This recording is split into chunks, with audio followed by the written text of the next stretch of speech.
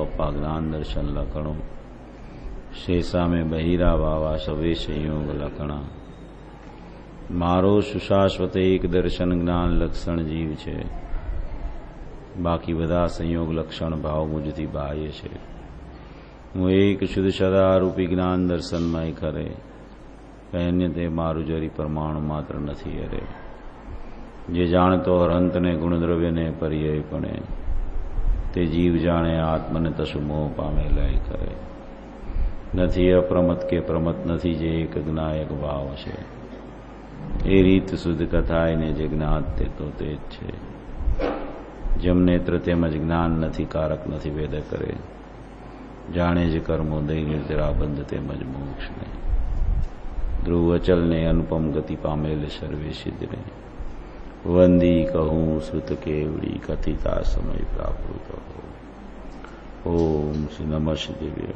नमः श्रीदेव्य नमः श्रीदेव्य।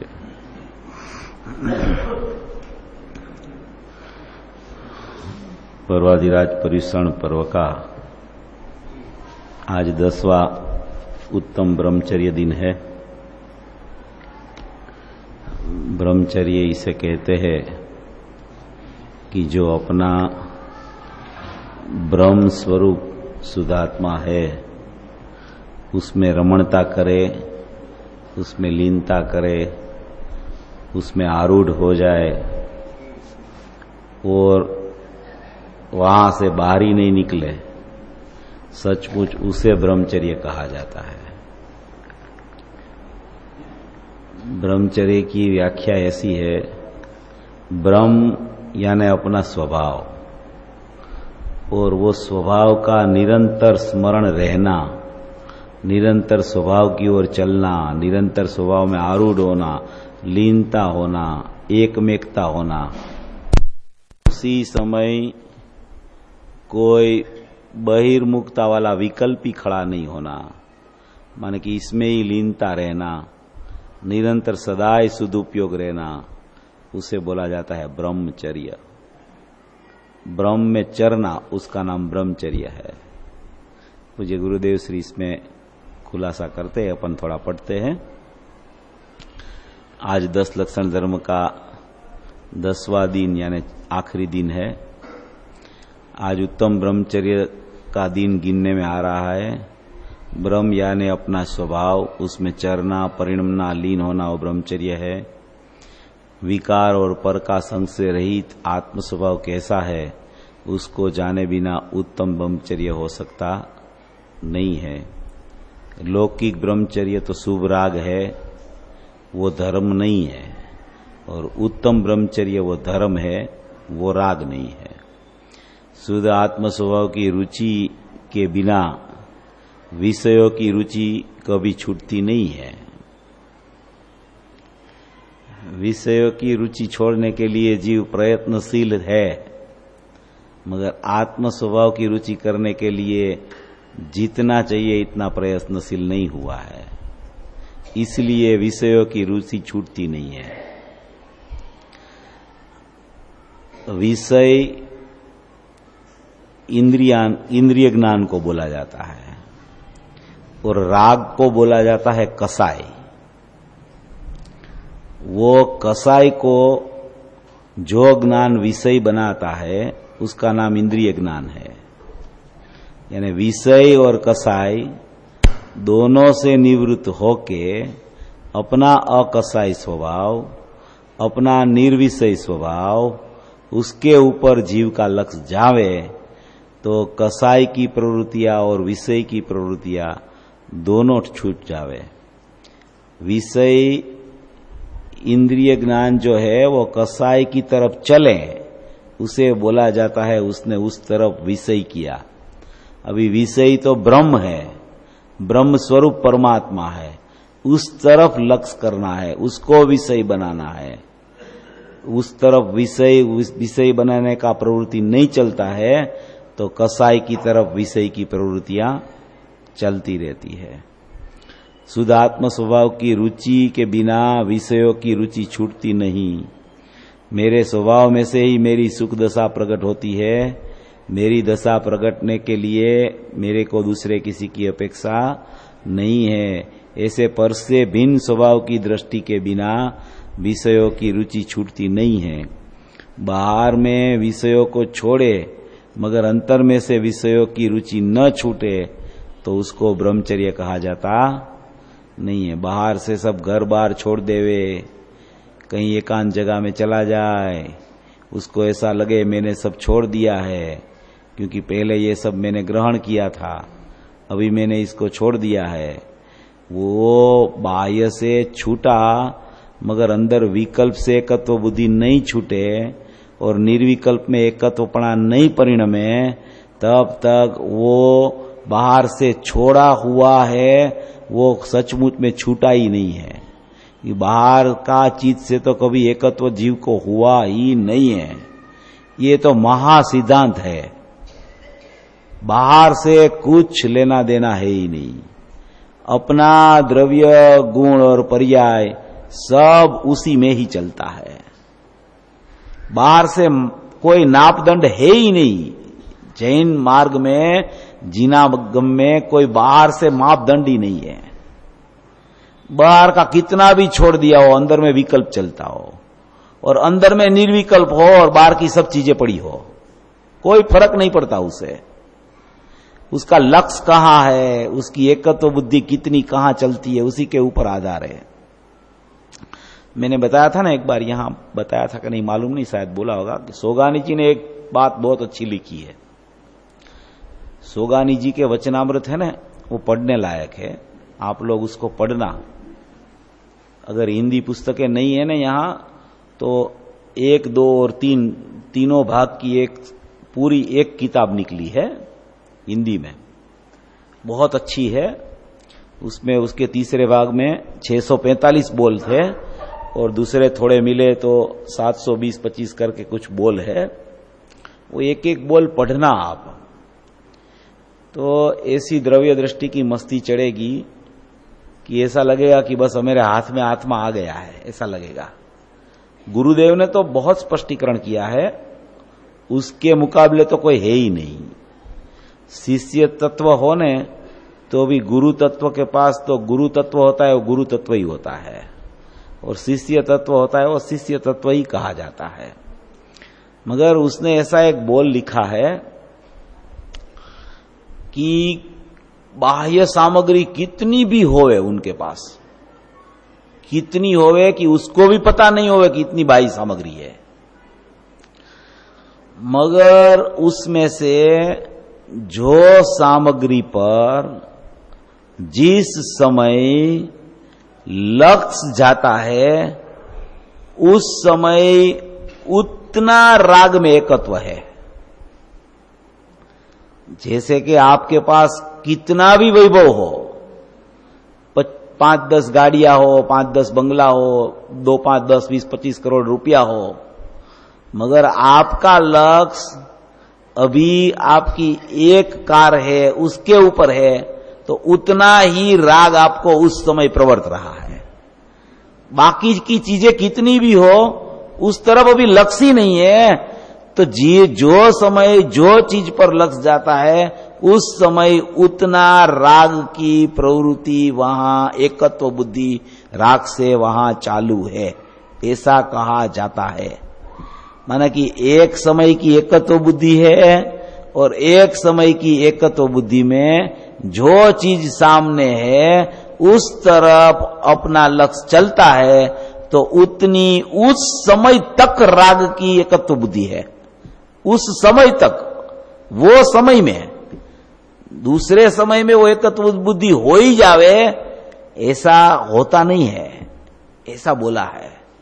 ये बहुत अच्छी बात है, समझने लायक है, सब समयवर्ती परिणमन है। स्वभाव की दृष्टि हुए बिना विषयों की रुचि छूटे नहीं। बाहर के विषयों छोड़े मगर अंतर में से विषयों की रुचि न छूटे तो ब्रह्मचर्य नहीं है। स्त्री घर बार छोड़कर त्यागी हो जाए, अशुभ भाव छोड़कर शुभ करे, परंतु शुभ भाव में जिसको रुचि और धर्म बुद्धि है उसको खरेखर विषयों की रुचि छूटी नहीं है। शुभ के अशुभ विकार परिणाम में एकता बुद्धि वही अब्रह्म परिणति है।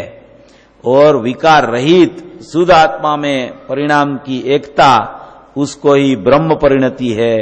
वही परमार्थ ब्रह्मचर्य धर्म है। यहां तो सम्यक दर्शन पूर्वक मुनिराज की चारित्र दशा का ब्रह्मचर्य की बात कही गई है। जगत के सर्व विषयों से उदासीन होकर आत्म स्वभाव में चर्या जिसकी प्रकट है उसे ब्रह्मचर्य है, और उसके फल स्वरूप उसको परमात्म पद मिलना ही है। स्वभाव में एकता किया और पर से निरपेक्ष हुआ, तब जो वितराग भाव प्रकट हुआ उसे ब्रह्मचर्य धर्म है। ऐसी ब्रह्मचर्य धर्म की व्याख्या पूज्य गुरुदेव श्री ने की है। इसमें और भी बहुत सी बातें हैं, मगर वो सब आप गुरुदेव का आपके पास बुक हो तो उसमें से पढ़ लेना। ब्रह्मचर्य का मतलब अंदर में ब्रह्म स्वरूप परमात्मा है, उसमें लीनता करना, उसका नाम वास्तविक ब्रह्मचर्य है। उसी समय जो बाह्य पदार्थ से लक्ष्य छूट गया उसको नास्ति से ब्रह्मचर्य कहा जाता है। अस्थि से अपनी स्वरूप में लीनता होना, उसको ब्रह्मचर्य कहा जाता है। ऐसा ब्रह्मचर्य का आज का दिन है। ये अपना जो विषय चल रहा है 49 गाथा पे तीसरे बोल पे अपनी चर्चा चल रही है। अभी कल अपने थोड़ा अपन ने पढ़ लिया था। अभी आज मैं पढ़ के नहीं सुनाता हूं, आपको ऐसे ही बताता हूं कि तीसरा बोल में क्या मर्म है, चौथा बोल, पांचवा बोल, छठा बोल, सलंग 6 बोल ले लेंगे अपन। अपने पास टाइम है, पौना घंटा में पूरा हो जाएगा। बाद में आप लोग इसको पढ़ लेना। अभी अपनी बात चल रही थी वास्तव में उत्पाद व्यय ध्रुवयुक्तम सत वाली। उत्पाद व्यय ध्रुव्य माने कि उत्पाद व्यय ध्रुव, ध्रुव को बोला जाता है द्रव्य का स्वभाव, उत्पाद व्यय को बोला जाता है पर्याय का स्वभाव।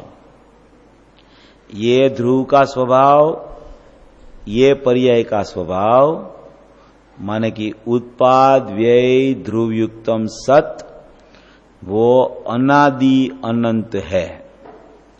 कोई समय ऐसा नहीं होता है कि ध्रुव नहीं होता है, कोई समय ऐसा नहीं होता है उत्पाद और व्यय दोनों नहीं होता है। एक समय में उत्पाद व्यय ध्रुवयुक्तम सत को जो जीव जाने उसे हम सर्वज्ञ परमात्मा कहते हैं। ये हमारे सर्वज्ञ परमात्मा एक ही समय में उत्पाद व्यय ध्रुवयुक्तम सत तीनों को एक साथ में एक समय में जानते हैं। इसीलिए हमने उसको सर्वज्ञ परमात्मा कहा है। एक जो अपनी माने कि गोष्ठी चली थी कहीं, अपने गुरुदेव की हाजिरी की बात है, शिविर चली थी, इसरी में ही चली थी कि कहीं चली थी। उसमें सभी जैन दर्शन वाले आए थे। तो सभी जैन दर्शन वाले ने बोला कि हमारा ये मत है, हमारा ये मत है, हमारा ये मत है। फिर अपने में से फूलचंद सिद्धांत शास्त्री खड़े हुए हैं और फूलचंद सिद्धांत शास्त्री ने ऐसा बताया कि आप जो जैन दर्शन की बात कर रहे हो, हम आपके जैन दर्शन से सम्मत होने में तैयार है, हमें कोई प्रॉब्लम नहीं है, मगर हमारी एक शर्त है कि हम जो जैन दर्शन में है वो जैन दर्शन के जो सिद्धांत है वो आप सब लोगों ने अभी जो जैन दर्शन का सिद्धांत बताया ऐसा हमारा जैन दर्शन का सिद्धांत नहीं है। हमारा जैन दर्शन ये कहता है दिगंबर दर्शन, जैन दर्शन, अनादि दर्शन, सनातन जैन धर्म, वो हमारा जो दर्शन है उसने जो घोषणा की है उसने ऐसा कहा है कि प्रथम में प्रथम हमारा जीव तत्व अकर्ता स्वभावी है। अगर आपको अकर्ता स्वभावपना मंजूर हो तो इसी वक्त हम आपके साथ जुड़ जाए। आप लोग में कर्ता स्वभाव की गंध है, हम लोग तो अकर्ता स्वभाव, हमारा जैन दर्शन ऐसा प्ररूपणा करता है। और दूसरा कि हमारा सर्वज्ञ परमात्मा एक ही समय में एक साथ में उत्पाद वे ध्रुवोत्तम सत्य को मानता और जानता है। आपको ये शर्तें मंजूर हो तो हम इसी वक्त आपके साथ सम्मिलित हो जाए, समन्वय कर ले, ऐसा उसने खड़ा होकर बोला था। जैसे ऐसे समन्वय की बात चली थी तब गुरुदेव की हाजिरी की ये बात है, कोई कोई पुराने मुमुक्षु को पता होगा। इसीलिए हमारा जो जैन दर्शन है वो एक समय में हमारे सर्वज्ञ परमात्मा, केवली परमात्मा उत्पाद व्यय ध्रुवयुक्तम सत्य को एक समय में जानते हैं। और हमारा जैन दर्शन कहता है कि कोई भी परिणाम का कर्ता हमारा अकर्ता स्वभाव नहीं है, अनादि अनंत हमारा अकर्तावाद है, वो कभी फिर सकता नहीं है। कोई परिणाम का कर्ता हमारा जीव हो ही नहीं सकता, ऐसा हमारा अकर्ता स्वभाव ही परमात्मा है। ऐसी बात उत्पाद व्यय ध्रुवयुक्तम सत्य की है। अभी उत्पाद व्यय है वो पर्याय का स्वभाव है और ध्रुव है वो द्रव्य का स्वभाव है। और अनादि अनंत उत्पाद व्यय ध्रुवयुक्तम सत्य कभी उत्पाद व्यय नहीं होता ऐसा नहीं, कभी ध्रुव नहीं होता ऐसा नहीं। अनादि अनंत उत्पाद व्यय ध्रुवयुक्तम सत्य एक सत्ता रूप से चल रहा है, एक सत्ता है। उसकी दो सत्ता नई से बोली जाती है, प्रमाण से उसकी एक सत्ता बोली जाती है। ऐसा हमारा उत्पाद व्यय ध्रुवयुक्तम सत्य स्वभाव है। अभी इसमें जो बातें चलती है ये अपना तीसरा बोल में कि चित सामान्य में चैतन्य की समस्त व्यक्तियां अंतर्निमग्न है, अंतर्निमग्न है। माने के चित सामान्य माने ज्ञान सामान्य माने त्रिकाली द्रव्य, चित सामान्य में चैतन्य की माने कि द्रव्य की, ज्ञान की, चित सामान्य में चैतन्य की समस्त व्यक्तियां, समस्त व्यक्तियां माने समस्त पर्याय। व्यक्त को बोलते हैं पर्याय, अव्यक्त को बोलते हैं द्रव्य। तो चित सामान्य में चैतन्य की समस्त व्यक्तियां अंतर्निमग्न है। ये विषय अपन ने क्यों उठाया है कि द्रव्य पर्याय का स्पष्टीकरण करने के लिए ये विषय उठाया है, कोई दूसरा सिद्ध करना अपने को उसमें नहीं है। द्रव्य पर्याय का यथार्थ स्वरूप ख्याल में आ जावे तो जो भ्रमणाएं अपने ज्ञान में चलती हो, अपना श्रद्धान भ्रमित होता हो, तो वो ज्ञान श्रद्धान में से भ्रमणा निकल जाए, इसी के लिए ये विषय अपन ने लिया है। और कुछ इसमें नया सिद्ध करना है ऐसी कोई बात नहीं है। जो गुरुदेव ने कहा है वही अपन सिद्ध कर रहे हैं। तो ये जो चित सामान्य में चैतन्य की समस्त व्यक्तियां अंतर्निमग्न है, तो माने कि जो पर्याय जो समय में होती है वो अंदर से बाहर आती है, कोई बाहर से पर्याय नहीं आती है।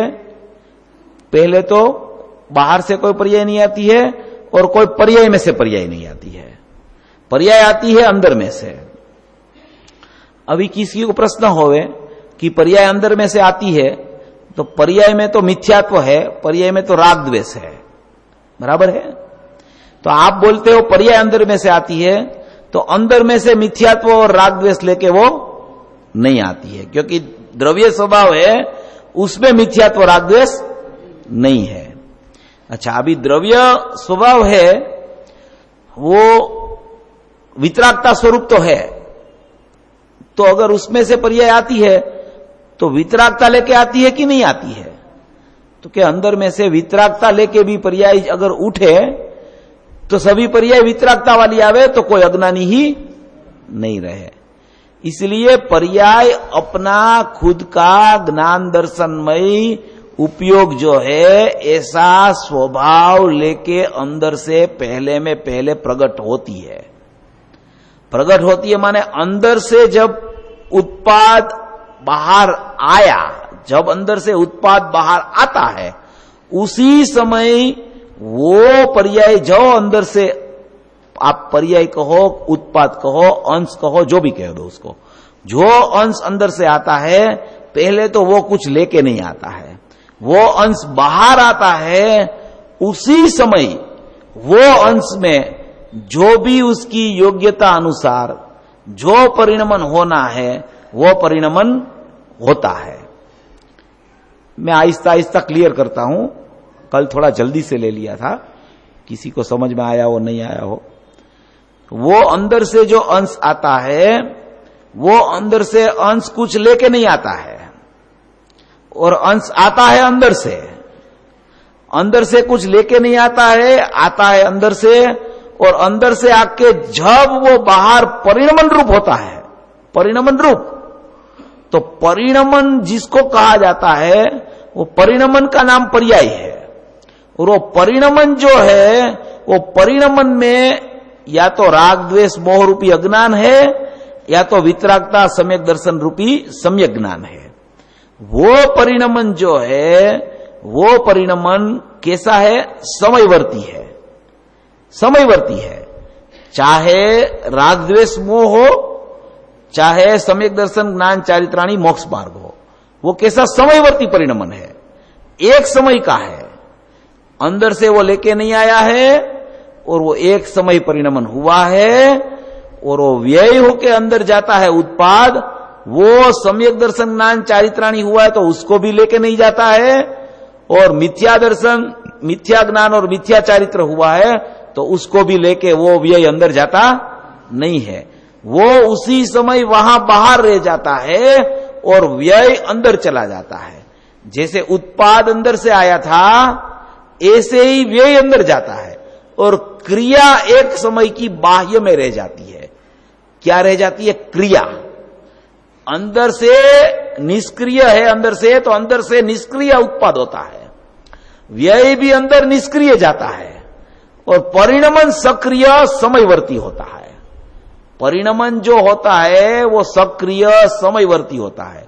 अभी वो मिथ्या दर्शन मिथ्या ज्ञान की मिथ्या चारित्र हुआ कि सम्यक दर्शन सम्यक ज्ञान की सम्यक चारित्र हुआ, वो सब परिणमन अपनी परिणमन की अपेक्षा से देखो तो वो निरपेक्ष है, वो क्षणिक उपादान है, उसको कोई अपेक्षा नहीं है। भी वही परिणमन को नैमितिक से देखो, वही परिणमन। सम्यक दर्शन को अपन ने ऐसा देखा कि सम्यक दर्शन कैसे हुआ?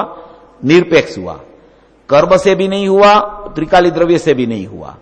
त्रिकाली द्रव्य से अगर सम्यक दर्शन होता हो तो वह सम्यक दर्शन ही किया करे, मिथ्या दर्शन क्यों करे? केवल ज्ञान क्यों न करे? सम्यक केवल ज्ञान कर ले, सम्यक दर्शन क्यों करे? इसलिए आत्मा करता नहीं है, उसका आत्मा करता है। और कर्म से होता हो तो कर्म तो सदा ही मौजूद है, तो वो तो ऐसा ही होता रहे, ऐसा ही होता है, ऐसा ही होता रहे, या तो मिथ्या दर्शन ही होता रहे या तो सम्यक दर्शन ही होता रहे। इसलिए उसका कर्ता कोई है नहीं। वो सटकारक से स्वयं अपना क्षणिक उपादान से वो पर्याय अपनी योग्यता से अपनी जन्म क्षण में अपने सटकारक से परिणमित हुई है। ना तो अंदर से आई है वो, ना तो अंदर व्यय होके जाने वाली है, मगर परिणमन में जो हुआ है उसकी चर्चा चल रही है। अभी परिणमन जो हुआ वो परिणमन को अपन निरपेक्ष देखे तो वो सटकारक से है, वही परिणमन को अपन सापेक्ष देखे तो उसमें दो अपेक्षा आती है, दो अपेक्षा उसमें आती है। सापेक्षता दो प्रकार की होती है, एक प्रकार की नहीं होती है। निरपेक्षता स्वयं सिद्ध एक प्रकार की है कि वो निरपेक्ष ही है, परिणमन निरपेक्ष ही है, निरपेक्ष ही है। सबसे पहले तो यही देखना निरपेक्ष है, क्षणिक उपादान से हुआ है, अपने सटकारक से हुआ है। अभी वही पर्याय अभी क्षणिक उपादान से होती है तो इस समय राग हुआ, दूसरे समय राग हुआ, तीसरे समय राग हुआ, चौथे समय राग हुआ। अगर क्षणिक उपादान में राग ही चलता रहे तो अपने को तो ऐसा लगे ना कि ये क्षणिक उपादान में राग ही चलता है तो अभी वितरागता होवे कैसे इसमें? ये पुरुषार्थ तो अपना चले ना। क्षणिक उपादान क्षणिक उपादान क्षणिक उपादान तो है, मगर राग ही क्यों हो रहा है? क्षणिक उपादान में मिथ्यात्व ही क्यों हो रहा है? तो अपने को तो चाहिए सम्यक दर्शन, अपने को तो चाहिए थी वितरागता, तो उसी समय अपना विचार चलता है, चालू होता है। तो इसमें पहले समझना तो निरपेक्ष ही, मगर दो अपेक्षा से सापेक्ष भी उसको ज्ञान करने के लिए बराबर समझ लेना। उसमें दो अपेक्षा है सापेक्ष में। एक तो सापेक्ष में क्या है कि बाह्य में एक सापेक्षपना है, एक अंदर में सापेक्षपना है। एक बाह्य में सापेक्षपना है, वो रागादि भाव है, तो चारित्र का उदय 12वें कर्मोदय में है, चारित्र मोहनी का।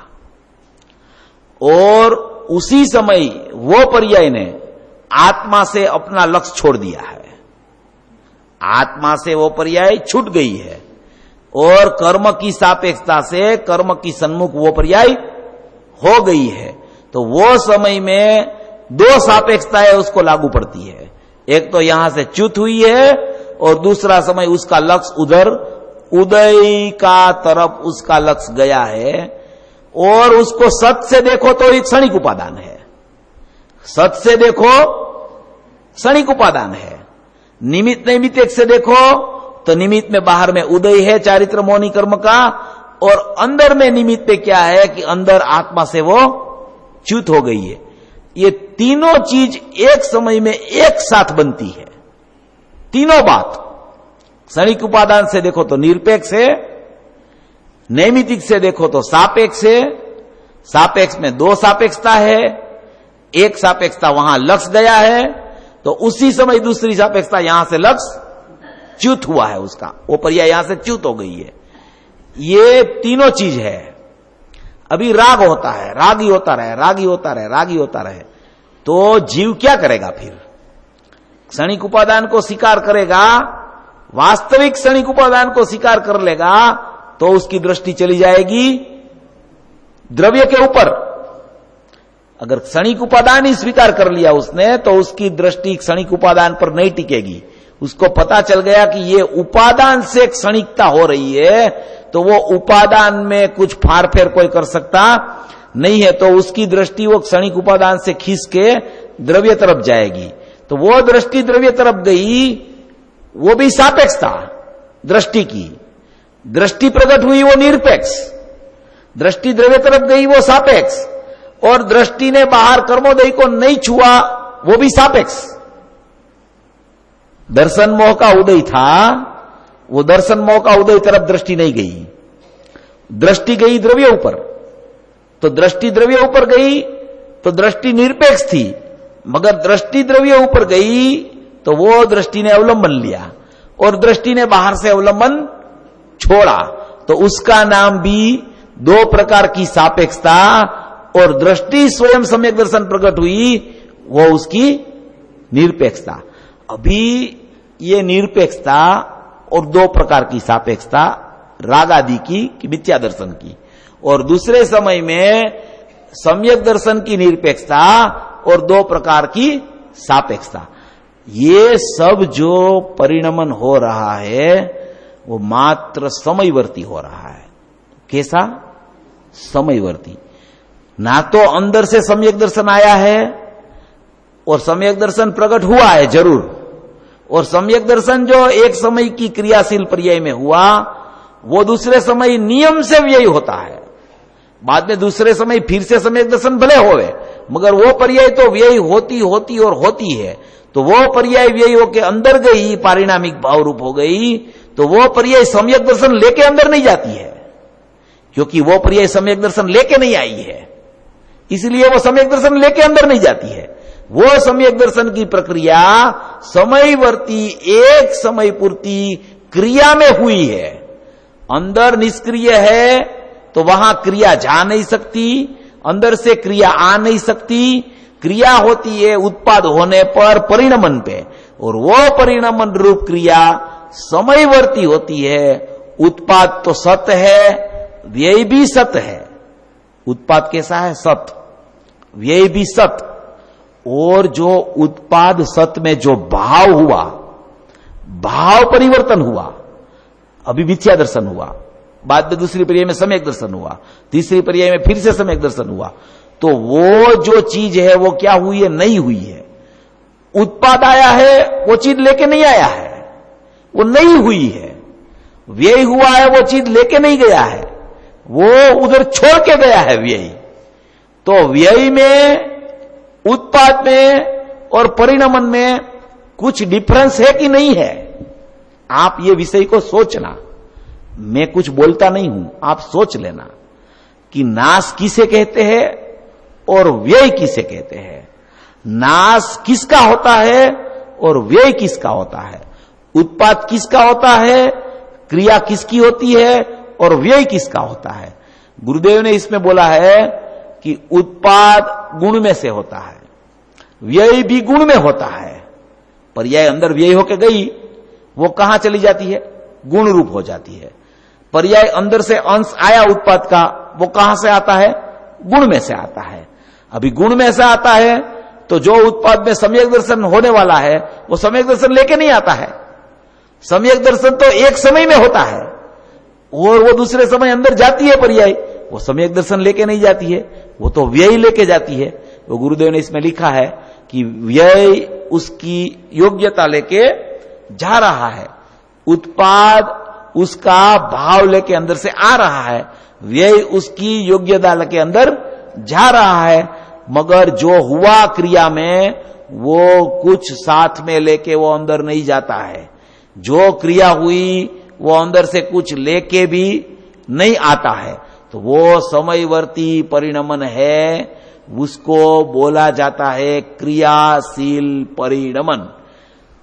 समय भेद नहीं है उत्पाद में और परिणमन में, ये समझ लेना आप। वो उत्पाद होता ही ऐसे है, व्यय होता ही ऐसे है, समय भेद नहीं है। मगर अंदर से आता है ऐसा भी नहीं है।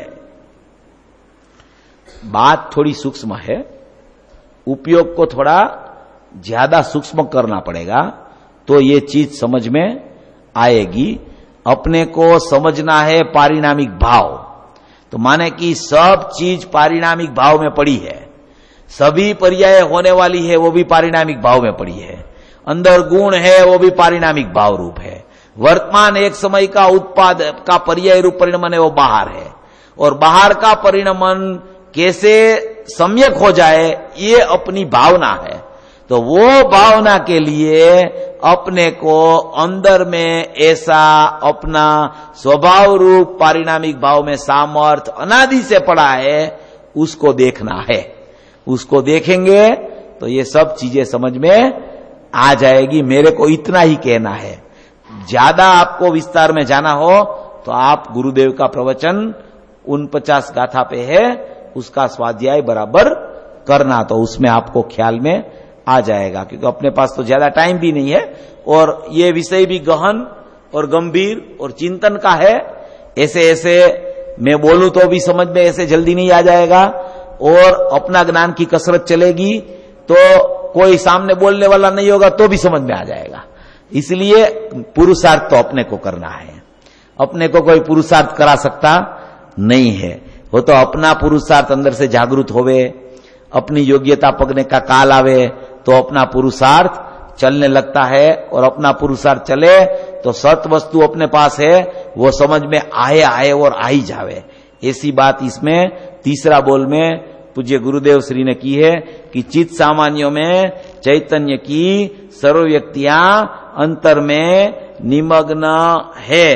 कोई पर्याय बाहर से नहीं आती है, कोई पर्याय में से नहीं आती है, सभी पर्याय का उत्पाद द्रव्य में से होता है, और वही समय जिस समय उत्पाद होता है उसी समय शुद्धता या तो अशुद्धता रूप परिणमन अपने स्वकाल में अपनी योग्यता से निरपेक्षपणे देखो तो ऐसा है, सापेक्षपणे देखो तो बाह्य में कर्म का उदय अनुदय या अभाव है, और अंदर में स्वभाव की सन्मुखता या तो स्वभाव की विमुखता है। इस तरीके से एक ही समय में क्षणिक उपादान पर्याय में और वही समय में उसी पर्याय में निमित्त नैमित्तिक संबंध घटाया जा सकता है। निमित्त नैमित्तिक संबंध भी यथार्थता है, क्षणिक उपादान भी यथार्थता है, दोनों एक समय में एक साथ में रहता है। निमित्त नैमित्तिक संबंध का ज्ञान करके क्षणिक उपादान रूप जो पर्याय को समझता है उसकी दृष्टि पर्याय पर न रह के द्रव्य पर चली जाती है, और वो द्रव्य में दृष्टि चली जावे तो अंदर में पारिणामिक भाव कैसा है, उसमें गुण कैसे प्रथरे हुए हैं, और उस गुण में अंश रूप जो भाव पड़ा है वो अंश का परिणमन इसी तरह ही होने वाला है, ऐसा उसको ख्याल में आ जावे तो पर्याय के प्रति उसका उत्साह है वो मर जाता है कि मैं पर्याय प्रकट करूं, मैं पर्याय को फिराऊं, मैं पर्याय को ऐसी क्यों हो रही है, मैं पर्याय को ऐसी प्रकट करूं, ऐसा उसका जो परिणमन कराने का भाव है वो मर जाएगा। उधर से उत्साह उसका टूट जाएगा और वो अंदर देख लेगा तो उसको पता चलेगा कि जैसा मेरा अंदर का स्वभाव अंदर में पड़ा है उसमें ही मेरा अंश है, और वो अंश जैसी योग्यता होगी ऐसा ही प्रकट होगा। मेरे को परिणमन को देखने की जरूरत नहीं है, मैं तो अपरिणामी तत्व हूं, उसी को ही मैं देखा करूं तो मेरा सम्यक परिणमन तो आने वाला और आने वाला ही है। ऐसा भावना करके अपने द्रव्य स्वभाव की महिमा कब कैसे आवे, अपना स्वभाव कैसे समझ में आवे, यही इसमें कहना चाहते हैं आचार्य भगवान और गुरुदेव कि सब तेरा अंदर में पड़ा है, तेरा कारणपना अंदर में है, तेरा स्वभाव अंदर में है, तेरा परिणमन होने का स्वकाल भी अंदर में छिपा हुआ है। तो अंदर में तू तेरा द्रव्य और अभेद गुण को देख, अभेद कारण शुद्ध पर्याय को देख, अभेद द्रव्य गुण और कारण शुद्ध पर्याय, उसका द्रव्य क्षेत्र काल भाव, उसका ध्रुव कारक, उसको भी भेद रूप से न देख के अंदर में अकेला अखंड अभेद त्रिकाली द्रव्य है उसकी दृष्टि करने का प्रयास तू करेगा तो तेरा पारिणामिक भाव में से ऐसी ही उत्पाद होगी कि वो उत्पाद में तेरा परिणमन शुद्ध रूप ही चलेगा, और तेरी शुद्ध रूप की दृष्टि तेरी नहीं रहेगी, तेरी शुद्ध स्वभाव पर दृष्टि होगी। ऐसा परिणमन सबको हो सकता है, ऐसी बात इसमें तीसरे बोल में अंदर में छिपी हुई है। भूतकाल की सब पर्याय योग्यता रूप है, भविष्य की सब पर्याय शक्ति रूप है। योग्यता रूप जितनी पर्याय पड़ी है उसी का अभी उत्पाद कभी होने वाला नहीं है, और शक्ति रूप जितनी पर्याय अंदर अंश रूप पड़ी है उसका जैसा जैसा जिसका क्रम आएगा उसकी शक्ति की व्यक्ति प्रति समय होती रहेगी, और वो शक्ति की व्यक्ति हुई तो दूसरे समय वो व्यक्ति अंदर व्यय होके गई तो फिर वो योग्यता रूप हो जाएगी। उसी के बाद की पर्याय शक्ति से व्यक्ति हुई, दूसरे समय वो योग्यता रूप हुई तो वो योग्यता रूप हो जाएगी। ऐसी शक्ति की व्यक्ति और योग्यता, शक्ति की व्यक्ति और योग्यता, ऐसे ही अनादि से क्रम चल रहा है। कभी शक्ति में से व्यक्ति खुटने वाली नहीं है, और योग्यता रूप पारिणामिक भाव भी अंदर में है, वो कभी उसमें जगह कम होने वाली नहीं है। ऐसी अंदर की व्यवस्था अंदर में रह गई है। भूतकाल की योग्यता रूप पारिणामिक भाव और भविष्य की शक्ति रूप पारिणामिक भाव, वो कोई दो पारिणामिक भाव नहीं है, पारिणामिक भाव अखंड है। ज्ञान का विषय जब सिद्ध करना हो तब उसको भेद पाड़ के समझाया जाता है, जब दृष्टि का विषय सिद्ध करना हो तो ऐसे कोई भेद अंदर में है ही नहीं, वो अखंड पारिणामिक भाव जीव तत्व का है। एक पर्याय है, एक द्रव्य है, वो पर्याय ऐसा कहती है कि मैं द्रव्य हूं, उसी का नाम सम्यक दर्शन की उत्पत्ति है। जब ज्ञान कराना हो, समझ करने बैठे तो पूरा अंदर से खोल के समझ लेना चाहिए। फिर जितनी वो क्या है चद्दर बिछाई उसको फिर संकेल के उसको अंदर ला लेना चाहिए। फिर उसकी वो बिछाई हुई है, ये कैसी होगी, ये कैसी होगी, ये कैसी होगी, ऐसे देखने से दृष्टि सम्यक होती नहीं है। इसलिए इसमें भी अभेद अखंड शुद्ध पारिणामिक द्रव्य है, वो दिखाने का ही आचार्य भगवान ने प्रयास किया है। इसका सब स्वाध्याय करके इसको बराबर समझ लेना। इसका चौथा बोल है,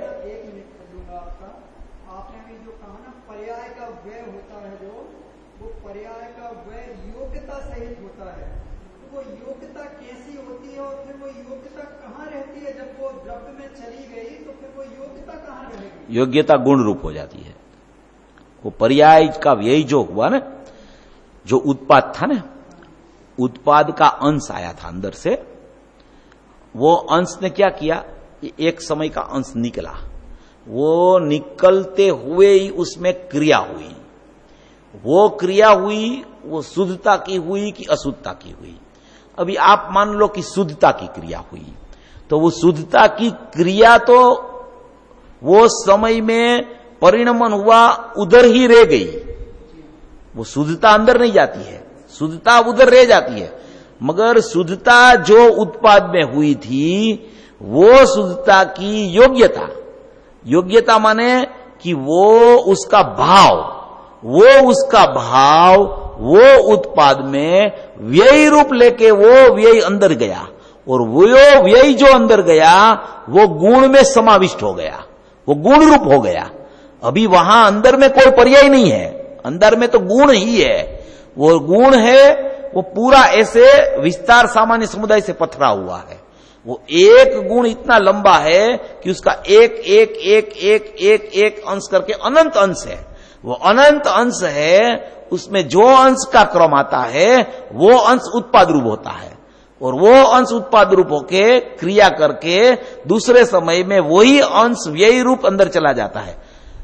जो अंश जो गुण में से, जो क्षेत्र में से, जहां से उत्पाद हुआ था, उसी क्षेत्र में दूसरे समय में व्यय होके वही प्रदेश में वहां ही वो शामिल हो जाता है। इसीलिए पारिणामिक भाव ऐसा न ऐसा रहता है, पारिणामिक भाव में वधघट होती नहीं है। मगर वो अंश है, वो शक्ति की व्यक्ति है, शक्ति शक्ति रूप रह जाती है। शक्ति में से कुछ हानि वृद्धि नहीं होती, शक्ति में से वधघट नहीं होती। वो जहां शक्ति पड़ी है उसी के ऊपर के भाग में से अंश आता है, और अंश वहां ही चला जाता है।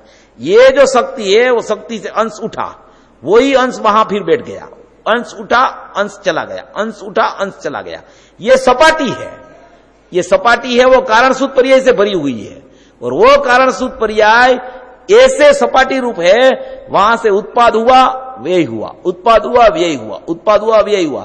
जैसे समुद्र की भांति समुद्र के बोझे उठते हैं और बोझे अंदर विलीन हो जाते हैं, ऐसे ही उत्पाद व्यय चल रहा है। उत्पाद में ऐसे ही चल रहा है, तो फिर वो आपने जो योग्यता कह रहे हैं वो क्यों कह रहे हैं? उस योग्यता का क्या महत्व है कहने का? मेरा इतना केवल इसका ठीक है, वो योग्यता हो रहा है अपना सपाटी पे, वो उसका बिल्कुल ये समझ में आ गया। योग्यता एक्स्ट्रा जो शब्द लगा रहे हैं ना योग्यता, तो वो योग्यता का क्या महत्व रह जाएगा?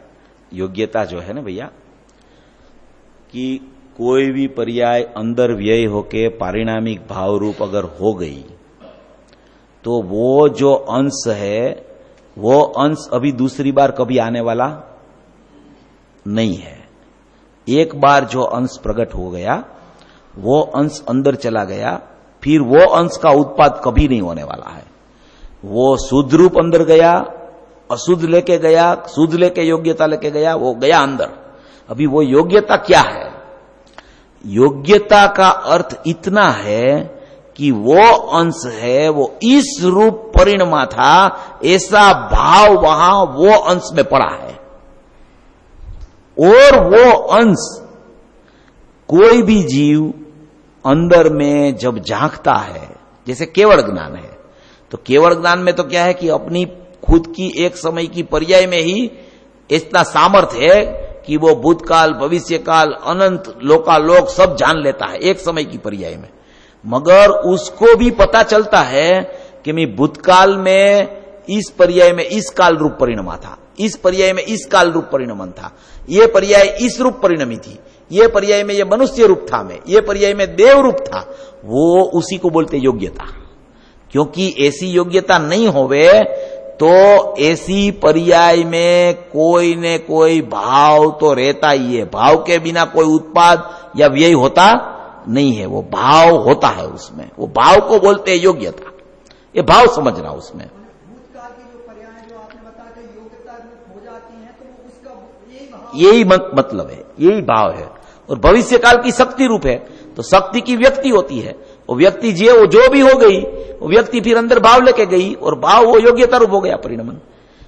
इसमें सिद्ध ये भी करना है कि किसी को ऐसा लगे कि मेरी कितनी पर्याय ऐसे शुभ भाव वाली अंदर गई है, ऐसे शुभ भाव वाली कि 9वीं ग्रेवेक तक जीव जाता है, जाता है ना, मिथ्या दृष्टि द्रव्यलिंगी नवमी ग्रह तक चला जाए, कितना शुभ भाव होगा।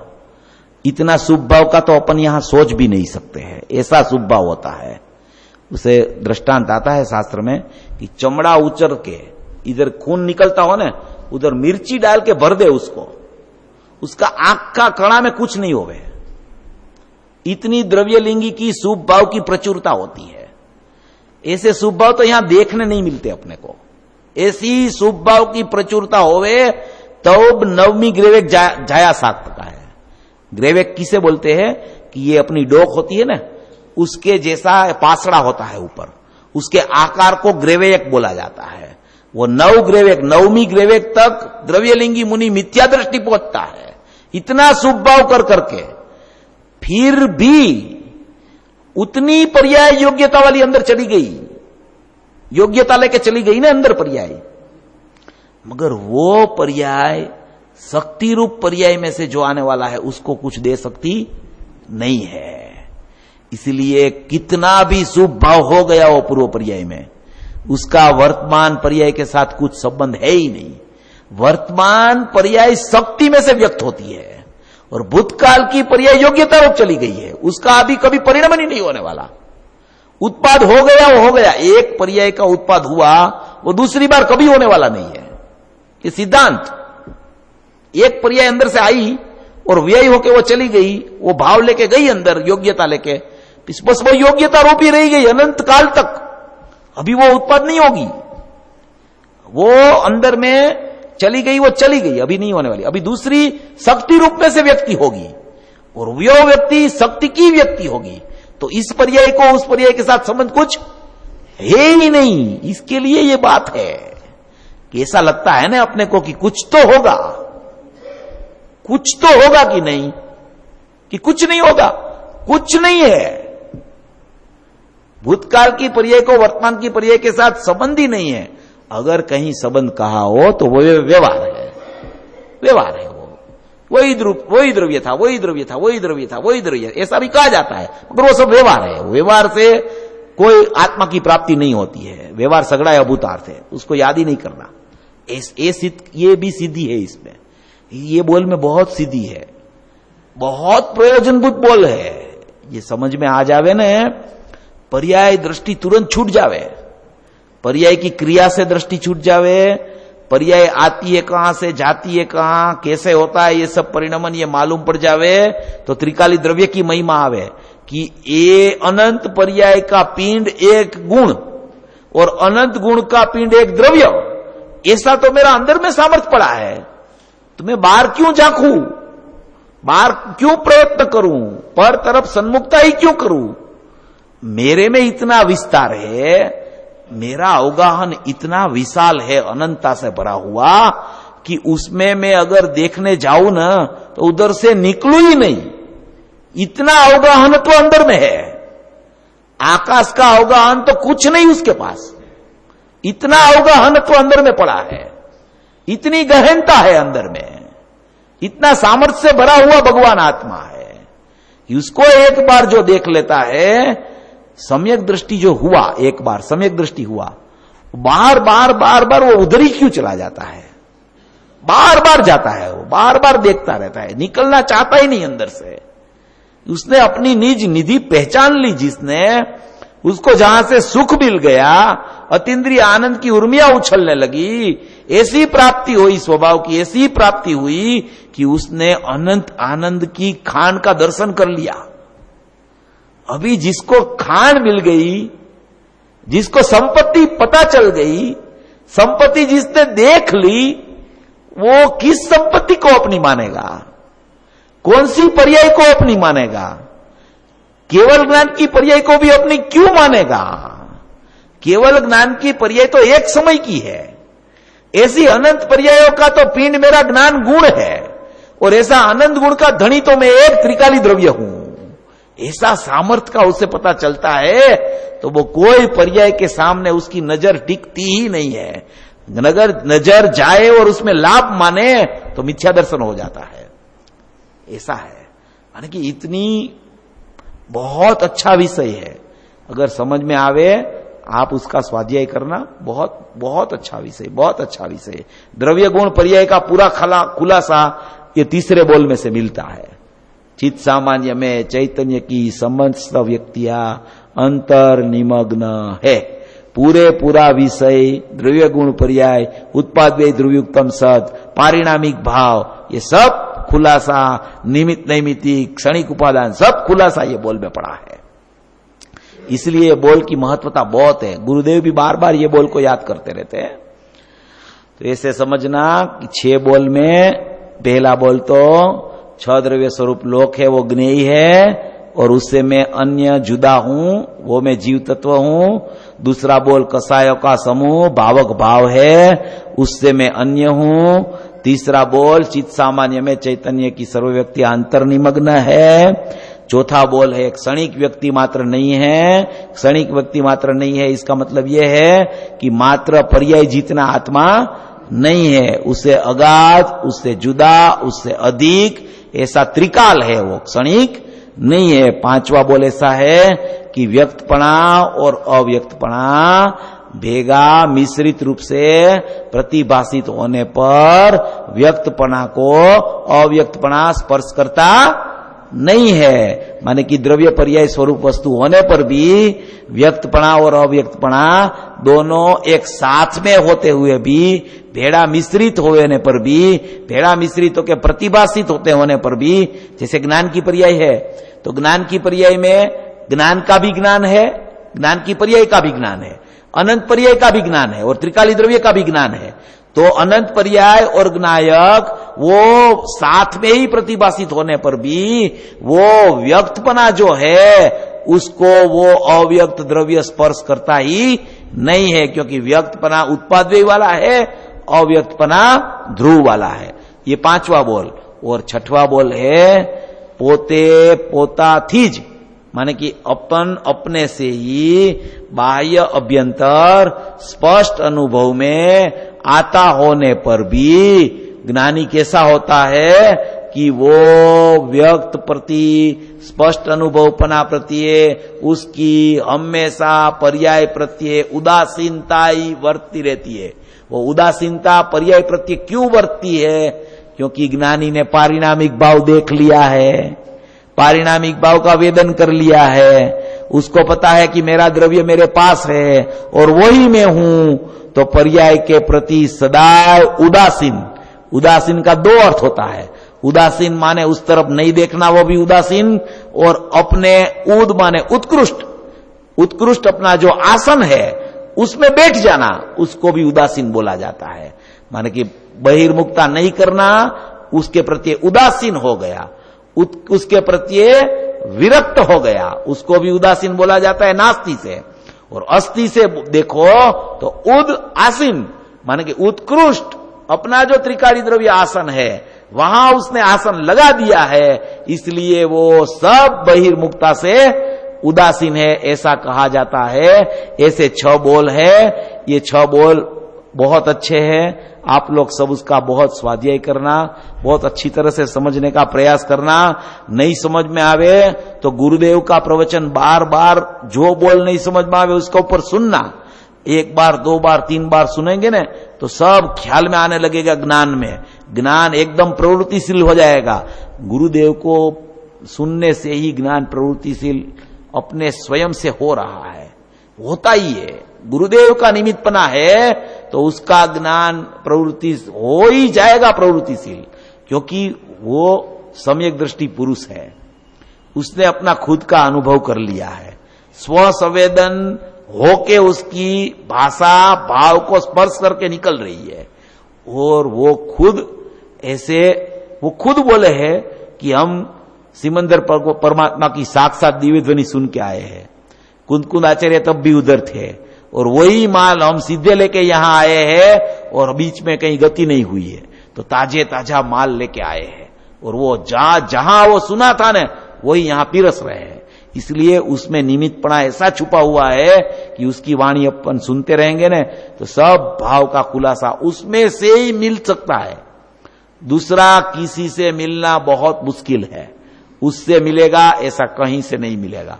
इसलिए मेरा अनुरोध है कि गुरुदेव की वाणी को ही सुनना, उसको सुनने से ही भाव भाषण की अंदर से प्रगटता होगी होगी और होगी।